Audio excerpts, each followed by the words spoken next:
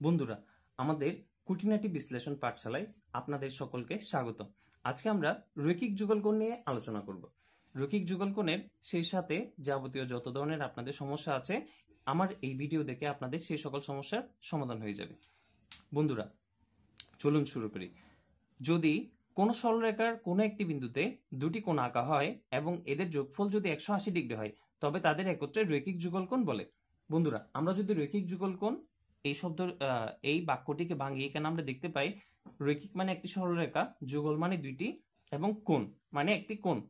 তাইলে এখানে দেখুন কি বলা হচ্ছে, সরলরেখা দুইটি কোণ, অর্থাৎ একটা সরলরেখার উপরে দুইটি কোণ। যদি একটি সরলরেখার উপরে আমরা দুটো কোণ আঁকতে পারি এবং তাদের যোগফল যদি 180 ডিগ্রি হয়, তবে আমরা তাদেরকে বলবো একত্রে রৈখিক যুগলকোণ। অর্থাৎ এক্ষেত্রে অবশ্যই আপনাদের মনে রাখতে হবে, সেই কোণ দুটি অবশ্যই একটি সরলরেখার উপরে হবে এবং তাদের যোগফল অবশ্যই 180 ডিগ্রি হবে। আরেকটি কথা, অর্থাৎ রৈখিক যুগলকোণ দুটো যদি সমান হয়, তখন তাদের আলাদা আলাদা পরিমাপ হবে 90 ডিগ্রি করে। দেখুন, আমি যদি চিন্তা করি এ ও বি দুটি রৈখিক যুগলকোণ, এবং তাইলে তাদের যোগফল অবশ্যই কত হবে? 180 ডিগ্রি।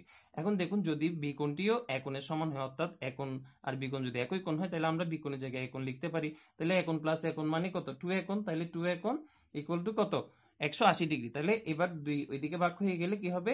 এ কোণ ইকুয়াল টু 180 ডিগ্রি বাই 2 মানে কত? এ কোণ ইকুয়াল টু 90 ডিগ্রি। অর্থাৎ আমরা দেখতে পেলাম যে রৈখিক যুগলকোণ যদি দুটো সমান হয় পরস্পর, তবে তাদের কোণ দুটো আলাদা আলাদা করে 90 ডিগ্রি হবে। যেমন দেখুন, আমরা যদি এখানে এই সরলরেখার উপরে একটি কোণ চিন্তা করি, তাহলে এডি একটি সরলরেখা, তার মধ্যখানে বা আমরা যে কোনো জায়গায় একটি বিন্দু বি নিলে, সেই বি বিন্দুতে যদি আমরা একটা লম্ব আঁকি, তাহলে দুই দিকে এখানে দুটো 90 ডিগ্রি করে কোণ উৎপন্ন হচ্ছে।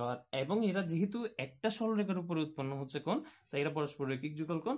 আর এখানে রৈখিক যুগলকোণ দুটি সমান হওয়ার কারণ হলো দুটোই 90 ডিগ্রি। এবং তাহলে আমরা আরেকটা বিষয় বলতে পারি সংক্ষেপে, যদি একই সরলরেখার উপর দুইটি কোণ উৎপন্ন হয় এবং তারা যদি পরস্পর সমান হয়, তখন তারা অবশ্যই 90 ডিগ্রি হবে। ধন্যবাদ বন্ধুরা। যদি ভিডিওটি ভালো লাগে আপনাদের, আমাদের চ্যানেলটি সাবস্ক্রাইব করে পাশে থাকবেন। ধন্যবাদ। আজকে আমরা রৈখিক যুগলকোণ নিয়ে আলোচনা করব। রৈখিক যুগলকোণের সেই সাথে যাবতীয় যত ধরনের আপনাদের সমস্যা আছে, আমার এই ভিডিও দেখে আপনাদের সেই সকল সমস্যার সমাধান হয়ে যাবে। বন্ধুরা, চলুন শুরু করি। যদি কোনো সরলরেখার কোনো একটি বিন্দুতে দুটি কোণ আঁকা হয় এবং এদের যোগফল যদি 180 ডিগ্রি হয়, তবে তাদের একত্রে রৈখিক যুগলকোণ বলে। বন্ধুরা, আমরা যদি রৈখিক যুগলকোণ এই বাক্যটিকে ভাঙিয়ে এখানে আমরা দেখতে পাই, রৈখিক মানে একটি সরলরেখা, যুগল মানে দুইটি, এবং কোণ মানে একটি কোণ। তাইলে এখানে দেখুন কি বলা হচ্ছে, সরলরেখা